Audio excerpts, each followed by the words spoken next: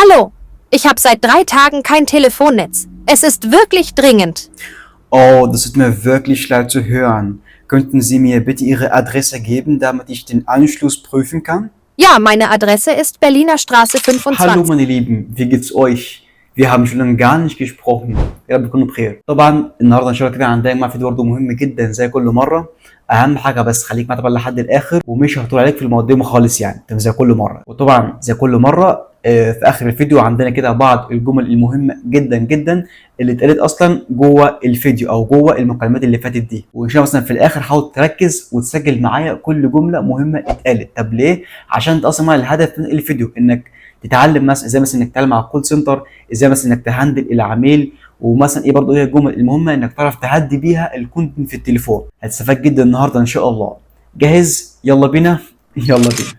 Guten Tag, hier ist der Kundenservice. Mein Name ist Ahmed Navi. Kann ich Ihnen weiterhelfen? Hallo, hier spricht Thomas. Ich habe eine Frage zu meiner Internetrechnung. Natürlich, Herr Thomas. Könnten Sie mir bitte Ihre Kundennummer nennen? Ja, die Nummer lautet 457892. Vielen Dank. Einen kleinen Moment bitte. Ich sehe hier, die Rechnung für AUX beträgt 39,90 €. Aber normalerweise zahle ich nur 29,90 €. Warum ist sie höher? Das liegt daran, dass die Rabattaktion im Juli ausgelaufen ist. Ab AUX gilt es wieder auch der Regulärpreis. Ah, verstehe. Vielen Dank für die Information. Gerne geschehen. Ich habe eine kleine Bitte an Sie und zwar es wäre toll, wenn Sie bitte hier nach dem Anruf einen Feedback uns geben können, damit wir unsere Leistung erwarten können. Alles klar? Alles klar, das mache ich gern. Hallo, schönen guten Tag, hier spricht Ahmad. Wie kann ich Ihnen weiterhelfen? Hallo, ich habe seit 3 Tagen kein Telefonnetz. Es ist wirklich dringend.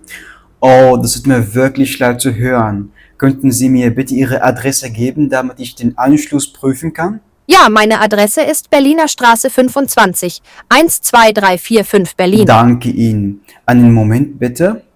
Ich sehe hier, dass es in Ihrem Gebiet eine technische Störung gibt. Unsere Techniker arbeiten bereits daran. Und wie lange wird das ungefähr dauern? Die Störung sollte spätestens morgen Nachmittag behoben sein. Okay, ich hoffe wirklich, dass es schnell geht. Das verstehe ich tatsächlich. Wir entschuldigen uns für die Unannehmlichkeiten. Als Entschuldigung erhalten Sie eine Gutschrift von 10 € auf Ihre nächsten Rechnung. Alles gut, danke schön. Das ist sehr nett von Ihnen. Sehr gern. Auf Wiederhören und einen schönen Tag noch. Tschüss. وطبعا بعد كده ما نشوف طبعا المكالمتين الاثنين بالظبط، يلا بقى كده عشان نراجع ونشوف ايه اهم الجمل اللي كانت موجوده جوه المكالمتين دي. اهم حاجه بس سجل كل كلمه ورايا. طبعا اول جمله واهم جمله حرفيا طبعا وهي التحيه. انت بتقول التحيه دي بتكون في اول، دايما بتكون في اول المكالمه، وهي التحيه اللي هي مثلا Hallo, schönen guten Tag, mein Name ist Ahmed, wie kann ich Ihnen weiterhelfen? اللي انت مثلا بتعرف نفسك للكونتنت في التليفون وبتقول اسمك وبتقول لنا يعني wie kann ich Ihnen weiterhelfen، اللي انت ازاي تساعده. حرفيا ديت اهم جمله في المكالمه كلها. تمام؟ وبرضو ركز جدا وانت بتقولها. طب ليه؟ عشان الكونت مثلا اول ما بيسمع صوتك في حاجه اسمها الارستا ايندروك او الانطباع الاول. فدايما حاول حتى وانت بتقولها تقولها حتى وانت مثلا مبتسم او فرحان، عشان مثلا ايه كده تكمل او الكونتنت او العميل يعني يكمل معاك المكالمه لحد اخر هو طبعا مبسوط او فرحان او هو راضي ان هو بيتعامل معاك يعني. تمام؟ فاهم حاجه طبعا وانت بتقول اول جمله ديت في المكالمه قولها حتى كده ابتسامه. تمام؟ وبرضه الكونتنت هيسمع ابتسامتك وهو قاعد طبعا ورا التليفون. فاهم حاجه طبعا دي اول حاجه، واهم حاجه هي التحيه. طب تاني حاجه، واي حد شغال مثلا في المكالمات او مثلا في الانترنت او حاجه زي كده، او مثلا اي اكونت بيدعم الانترنت او حاجه زي كده، دايما اول ما يكون مثلا يقول لك عنده مشكله في اي حاجه دايما حاول تقول له اديني الكونت نومه بتاعك. الكونت نومه اللي طبعا كل عميل بيكون ليه كونت نومه، او مثلا يعني ايه بيكون ليه مثلا كده حاجه شبه يعني رقم كده خاص بيه هو عندك في السيستم. فدايما قول لي الكونت ده في اول اي حاجه يدي لك الكونت نومه بتاعه. طب ليه؟ عشان مثلا ممكن اللي بيكلمك يكون شخص غير الكونت او سرق الاكونت بتاعه. فدي هو الحرفيه اللي بيعرفك بالظبط ان الكونت نومه هو اللي انت بتتكلم معاه. هتبقى طبعا كده تاني حاجه في المكالمه بعد ما يكون طبعا يقول لك مشكلته. لو انت مثلا شغال في اكونت انترنت او حاجه زي كده حاول تخليه يديك الكونت نوم او الرقم العميل بتاعه اللي هو بيكون مسجل عندك في السيستم. طبعا تالت جمله النهارده معانا وهي ein kleinen Moment bitte. einen kleinen Moment bitte. طبعا ممكن مثلا برضه انك تقولها بكذا طريقه تانية. ممكن مثلا زي ein kleinen Moment bitte زي هنا بالظبط، او مثلا ممكن einen Augenblick bitte eine Sekunde bitte او bitte könnten Sie bitte mal kurz warten. فطبعا ممكن نقولها بكذا طريقه. طب ليه؟ عشان مثلا انك بتقول الكونتنت ان هو يستنى لما تراجع وتشوف معلوماته جوه السيستم. تمام. طبعا دي كده برضه جمله مهمه جدا، حاول تسجلها عندك اللي هي ein kleinen Moment bitte eine Sekunde bitte ein Augenblick bitte und so weiter und so fort. في برضه كده جمله كمان اتقالت من الكونتنت اول ما انا قلت له مثلا ان الريشن بتاعه كان عالي، او وهي warum ist sie höher. هو قال لي warum ist sie höher. طب ليه؟ عشان الريشن بتاعه كان عالي جدا الشهر ده.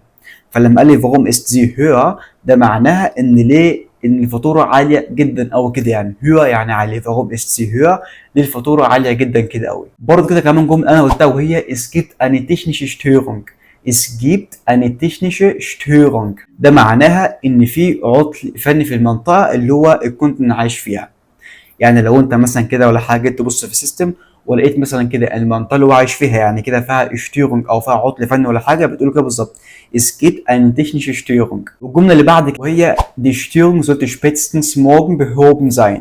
nochmal die Störung sollte morgen spätestens behoben sein.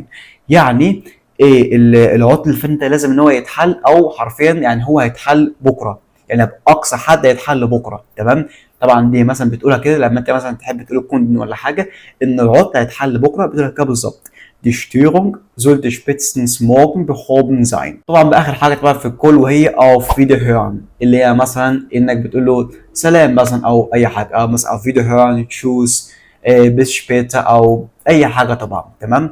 طبعا دي كده كانت بعض الجمل المهمه اللي احنا طبعا قلناها جوه الفيديو ده. حرفيا يا جماعه يعني مهمه جدا، حرفيا انت لو ركزت كان شغال في كل فيديو معانا ولا حاجه هتطلع بكميه جمل يعني كبيره جدا ان شاء الله. قبل اصلا ما تخش تشتغل اصلا جوه كول سنتر ولا حاجه هتكون معاك الحاصله اللغويه بتاعتك اللي اصلا هتنفعك في الشغل ذات نفسه ان شاء الله يعني. فاهم حاجه بس كده في اي فيديو ركز واكتب ورايا كل جمله بقولها، عشان عارف انا بجيب لك في مثلا كده ناس بتسالني على طول انك ازاي مثلا بتعمل الفيديوهات دي. بص يا جماعه دي مثلا كده فيديوهات انا بعملها بالاي اي. تمام. بس حرفيا يعني ايه انا بخليها يعني زي الحقيقه بالظبط. تمام. دي مثلا كده الصوت بزيج من صوتي انا والاي اي. تمام. عشان مثلا تكون زي الحقيقه بالظبط، بحيث مثلا برضو انك تشوف يعني ازاي مثلا الكونتنت في الحقيقه بيبقى عامل ازاي. فان شاء الله مثلا كده قبل ما تخش تشتغل في كول سنتر ولا حاجه دي كده حرفيا محاكاه حقيقيه بالظبط زي المكالمه اللي بتكون في الكول سنتر. تمام. فده كده اعتبر مثلا ككورس ليك تأهيلي مثلا للكول سنتر ولا حاجه. فدايما ركز واكتب كل حاجه ورايا عشان ان شاء الله تستفاد جدا وانت شغال في الشغل. وبس كده. لو الفيديو عجبك ما تنساش طبعا اهم حاجه تعمل لايك للفيديو واشترك في القناه، عشان معايا طبعا اللي جاي مهم جدا لينا كلنا ان شاء الله. تمام. ولو في اي حد مثلا برضه كان صاحبك ولا حاجه بيتعلم الماني او عايز يشتغل كول سنتر برضه بعت له الفيديو. ولو عندك اي سؤال في اي حاجه اكتب بس في التعليقات وتشوف درجتك في اسرع وقت باذن الله.